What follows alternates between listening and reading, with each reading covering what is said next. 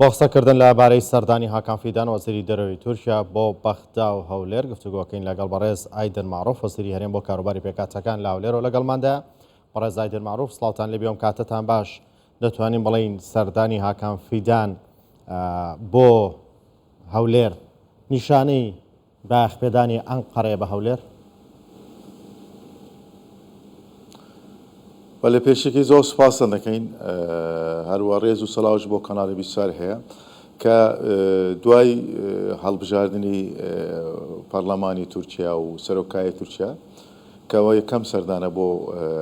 عێراق ئەکرێت و بۆ بەغدا و بۆ هەولێر کە لە مستەوای وەزارەتی خارجیە کە بەڕێز هاکان فیدان وەزیری دەرەوەی کۆماری تورکیا کە لە یەکەم سەردانە بۆ بەغدا ئەمڕۆژ بۆ هەولێر. ئەمە خۆی لە خۆیدا گرنگە کە بە تایبەتی بۆ سەردانەکەی بۆ هەرێمی کوردستان بۆ هەولێر گرنگە کە تورکیا لە هەموو کات زیاتر ئیهتیمام و گرنگی بە پەیوەندیەکانی خۆی و لەگەڵ هەرێمی کوردستانی داوە کە لە ئێستادا کە پێگەی سیاسی و هەرێمی کوردستانی گرنگە لە ڕۆژهەڵاتی ناوەڕاستیشدا کەم سەردانە لە کاتێکی گونجاوە پێویست بوو بۆ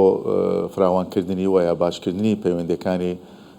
وڵاتی تورکیا و عێراق لە هەموو ڕۆیەکەوە. ئەمانە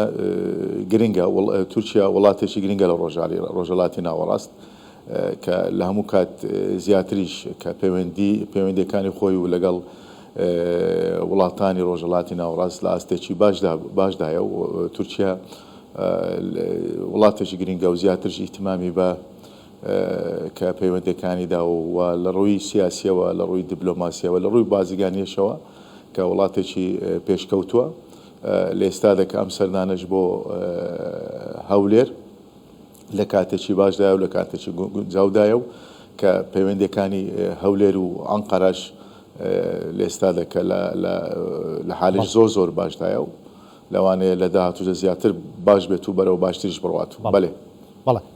پێتان وایە وەک چۆن تورکیا بۆ هەرێمی کوردستان گرنگە، بە هەمان شێوەش هەرێمی کوردستان بۆ تورکیا گرنگ بێت؟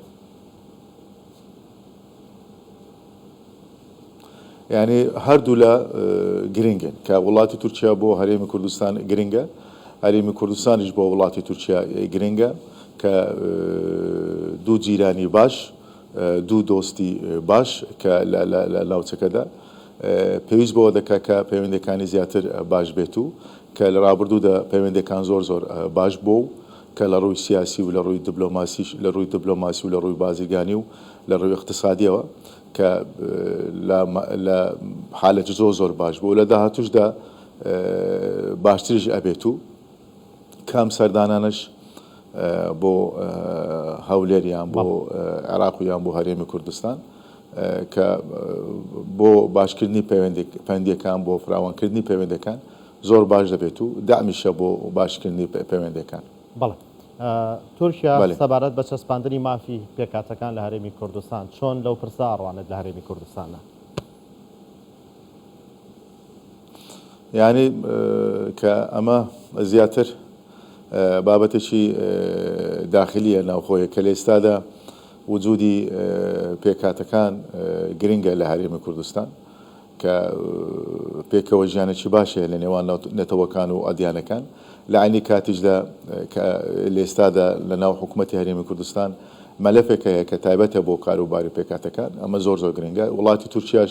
لە هەموو کات زیاتریش کە ئیهتیمامی بە تەعایش و بە پێکەوە ژیانی ڕۆژهەڵاتی ناوەڕاست و ناوچەکەش داوە لە ڕۆژەکانی ڕابردووش لە کاتە سەختەکانش وڵاتی تورکیا بەبێ جیاوازی پشتیوانی لە نەتەوەکان و ئەدیانەکانیشی کردووە لە عێراق و لە هەرێمی کوردستاندا. لە ئێستادا کە نەتەوەی تورکمان یا وجودی تورکمان لە عێراق و لە هەرێمی کوردستان بۆ تورکیا زۆر گرنگە. ئێمە وەکو پێکاتی تورکمان وەکو نەتەوەی تورکمانیش ئێمە لە هەموو کات زیاتر لەگەڵەداین کە پەیوەندیەکانی هەرێمی کوردستان لەگەڵ وڵاتی تورکیا باش بێت و ئێمە ببینە فاکتەرێکی باش بۆ باشکردنی ئەم پەیوەندیانە. ئەمە زۆر گرنگە بۆ نەتەوەکان و بۆ ئەدیانەکانیش کە نەتەوەی تورکمان وجودی نێتەوەی تورکمانە لە عێراق و لارێمی کوردستان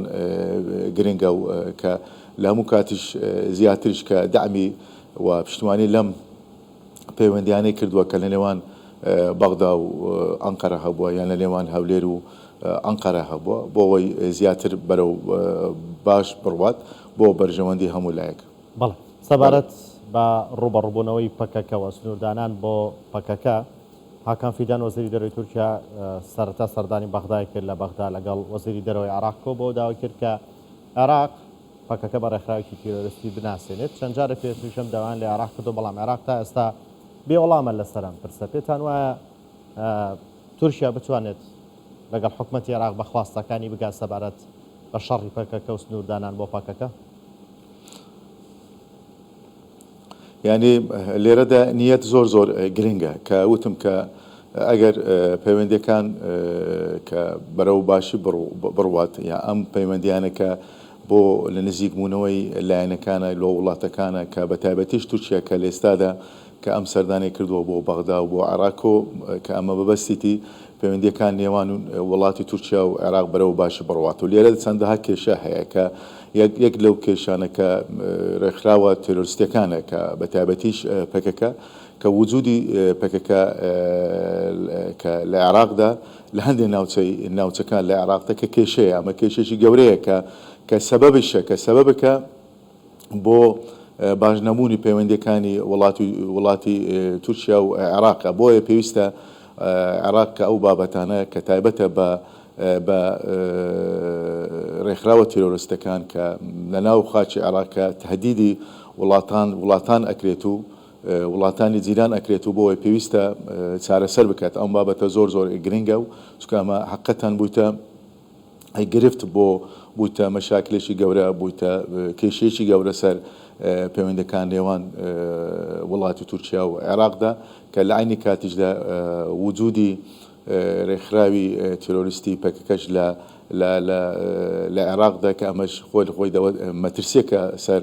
سەر ناوچەکە و مەترسیەکە بۆ سەر هاوڵاتیانش بۆیە پێویستە لایەنی پەیوەنددار کە هەماهەنگی هەبێت و تەنسیقی هەبێت و لەگەڵ وڵاتی تورکیا بۆ چارەسەرکردنی ئەم بابەتە لێرەدا لە ئێستادا وجودی پێکەکە لە شنگال ئەمە کاریگەری خراپ دروست دەکا و مەترسی لەسەر ڕەوشی ناوچەی شنگاریش دروستکە لەبەرەوە ئێستا پێکەکە سەبەبە چەندەها هاوڵاتی برای ێزدەکان کە لە 100,000 هاوڵاتی زیاتر ناتوانن بگەڕێنەوە بۆ ناوچەی خۆیان ئەمانە هەموو سەبەبن ئەمانە هەموو گرنگن ئەمانە هەموو مەترسینە و کێشەیە و بۆی پێویستە لایەنی عێراق کە ئەگەر نیەتی باش هەبێت و دەبێت چارەسەری ئەم بابەتە بکرێت و ئەوش گرنگە کە دەبێت لە بینی تەنسیقی هەبێت و هەمانجە هەبێت و لە بینی ئەنقەرە و هەولێر و بەغدادا بۆ چارەسەرکردنی بابەتەکان چونکە بابەتەکان کێشەکان پێویستە بە هەر سێ لایەن. جگە لە پەیوەندی دیبلۆماسی و بازرگانی لە نێوان هەرێمی کوردستان و تورکیا پرسێکی دیکەویش پرسی گەشتیاریە کە شوێنێک کە زۆرترین کات هاوڵاتیانی هەرێمی کوردستان سەردانیەکەن تورکیا پێتان وایە لەم ڕۆیەوە تورکیا ئامادە بێت ئاسانکاری زیاتر بۆ گەشتیاران کات؟ یعنی ئەم بابەتە زۆر گرنگە کە گەشتیاری و سیاحەت کە زیاتر لە ئێستادا خەڵکی هەرێمی کوردستان زۆرینە کە سەردانی تورکیاکە وڵاتی تورکیاکە وڵاتێکی گەشتیارە و پێشوازێکی باشەیە کە لە هاوڵاتیانی هەرێمی کوردستان کە ئەمە گرنگە کە ئەم بابەتی گەشتیاری و کە ئەم سەردانانە خەڵکی هەرێمی کوردستان بۆ وڵاتی تورکیا ئەمە خۆی لە خۆیدا کاریگەری باشی دروست دەکات لەسەر باشکردنی پەیوەندیەکانی نێوان هەردوو لایەندا کە لە ئێستادا پێویستیشە ئەگەر هات و گرفتی شەبێت و لە بابەتی گەشتیاری پێویستە چارەسەر بکرێت و لەبەرەوەی خەڵکی هەرێم بە زۆرینەی خەڵکی هەرێم کە بۆ سیاحەت دەچن بۆ وڵاتی تورکیا لە عینی کاتیشدا بۆ خوێندن و بۆ نەخۆشخانەکانیش کە پێویستیان بۆ سەردانی وڵاتی تورکیانەکەن ئەمانە گرنگە بۆ وڵاتی تورکیاش گرنگە ئەم بابەتە. بەڕێز ئایدن معروف وەزیری هەرێم بۆ کاروباری پێکاتەکان لە هەولێرەوە لەگەڵماندا بووی زۆر سپاس بۆ کاتەی بێمەتاندا.